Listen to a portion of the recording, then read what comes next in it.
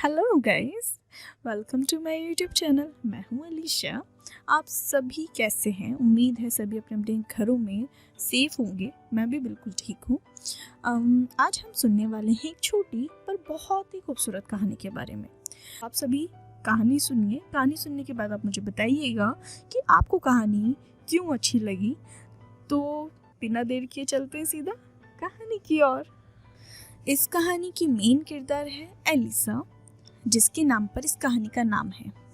Elisa, जिसको सिर्फ पढ़ना पसंद है। पूरा दिन वो सिर्फ किताबें पढ़ती रहती है। हर दिन की तरह वो अपने कमरे में किताब पढ़ रही थी। तभी उसके पिता उसे आवाज़ देते हैं। अपने पिता की आवाज़ सुन के वो दौड़ी दौड़ी अपने घर के दरवाजे पर पहुंचती है और वो देखती है कि उसके घर के आगे बहुत बड़ी गाड़ी खड़ी है और उसके पिता एक मोटे आदमी से बातें कर रहे हैं, जिसने बेहतरीन कपड़े और चमकदार जूते पहन रखे थे। तभी अलीसा को उसके पिता उसे अपने पास बुलाते हैं और उसका परिचय उस आदमी से करवाते हैं। कहते हैं, ये है एलिसा, बस पूरा दिन पढ़ती रहती है। वो आदमी हंसने लगता है। एलिसा के पिता उससे कहते हैं कि मेरे दोस्त के पास तुम्हारे लिए शहर में कुछ काम है। यहाँ गांव में तो कुछ काम बचा नहीं, तो क्यों ना तुम इनके साथ शहर चली जाओ। वो मोटा आदमी एलिसा से पूछता है कि तुम कितने साल की हो। वो कहती है, मैं 12 साल की हूँ। वो आदमी फिर हंसने लगता है। एलिसा शहर नहीं जाना चाहती थी। उसे गांव में रह के स्कूल जाना था। उसे स्कूल पसंद था, पढ़ना पसंद था। पर उसके पिता कहते हैं, तुम्हारी माता ने तुम्हारा सामान पैक कर दिया है, तुम्हें शहर जाना चाहिए। वो मोटा आदमी एलिसा के पिता को कुछ पैसे देता है। उसके पिता खुशी खुशी वो पैसे रख लेते हैं। एलिसा को बहुत गुस्सा आता है और वो डरी हुई भी थी। वो उस आदमी के साथ नहीं जाना चाहती थी, पर उसे अपने पिता की बात माननी पड़ती है। अब एलिसा और वो आदमी शहर पहुंच चुके थे। वो अपनी गाड़ी एक घर के सामने रोकता है। एक पतला आदमी उस घर से बाहर आता है और वो दोनों लोग आपस में बात करने लगते हैं। वो पतला आदमी एलिसा को सीढ़ियों की तरफ एक दरवाज़ा दिखा के बोलता है, ये रहा तुम्हारा कमरा। एलिसा उस कमरे में जाती है। वो कमरा छोटा और अंधेरे से भरा हुआ था। अब से यही एलिसा का नया घर था। अगली सुबह वो पतला आदमी एलिसा को अपने घर में ले जाता है। वो आदमी उसे अपनी पत्नी से मिलवाता है और कहता है, ये एलिसा है, इसे पढ़ने का बहुत शौक है। और वो हंसने लगता है। तभी अचानक उसकी पत्नी एलिसा पर चिल्लाती है और कहती है, तुम यहाँ पढ़ने लिखने नहीं आई हो। यहाँ पर तुम सफाई करोगी, खाना बनाओगी और कपड़े धोगी, समझी? एलिसा दिन के 15 घंटे काम करती थी और वो औरत उस पर हर दिन चिल्लाती थी। एलिसा इन सब चीज़ों से नाखुश थी। वो हर रात रोती थी। एक दिन वो पतला आदमी एलिसा से कहता है, मेरी पत्नी को तुम बिल्कुल पसंद नहीं हो, तो तुम अपना सामान बांध लो, तुम्हें यहाँ से जाना होगा। वो पतला आदमी एलिसा को शहर की बड़े कपड़े की दुकान में ले जाता है। उस कपड़े की दुकान की मालकिन बहुत ही अमीर थी और बहुत ही बड़ी और रईस औरत थी। वो औरत उस पतले आदमी को कुछ पैसे देती है और एलिसा को वो आदमी वहाँ छोड़कर चला जाता है। यहाँ तक कि वो आदमी एक बार भी एलिसा को मुड़ के गुड बाय भी नहीं कहता। एलिसा उस दुकान में 5 और लड़कियों के साथ काम करती थी।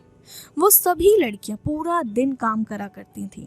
वो सभी एक छोटे और अंधेरे से भरे कमरे में काम करती थी। ये सभी कपड़े बनाने का काम करती थीं।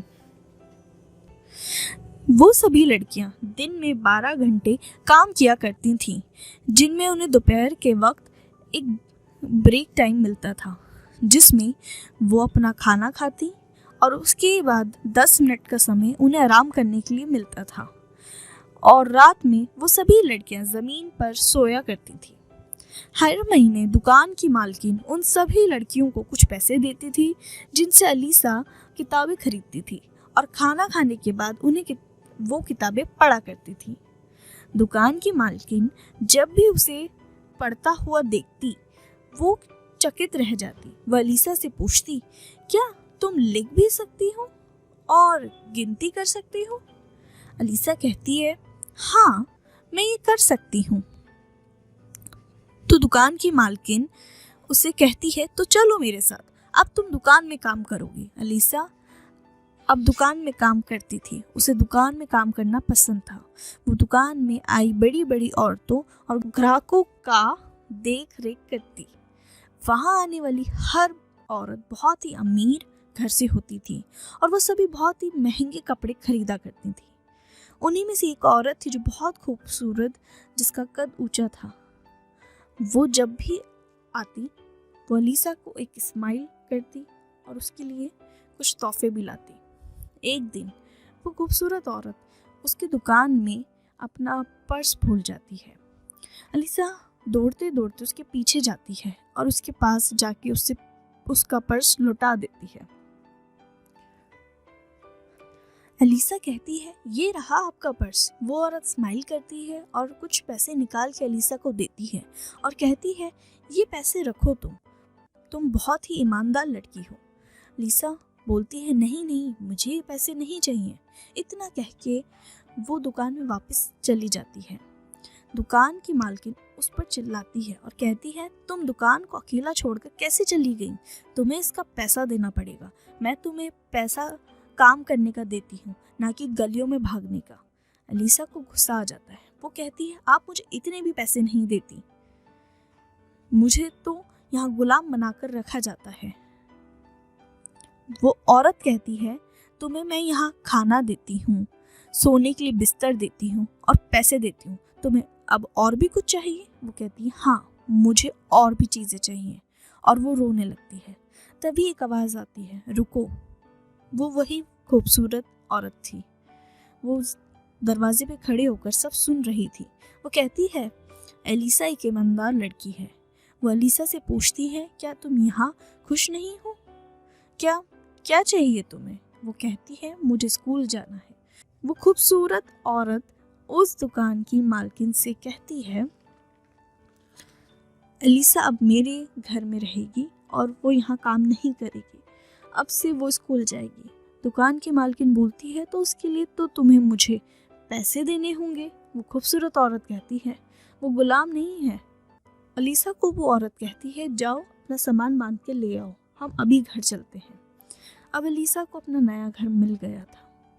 खुशी खुशी वो उस खूबसूरत औरत के साथ चली जाती है। तो दोस्तों, सभी को कैसी लगी ये कहानी मुझे ज़रूर कमेंट में जाके बताइएगा।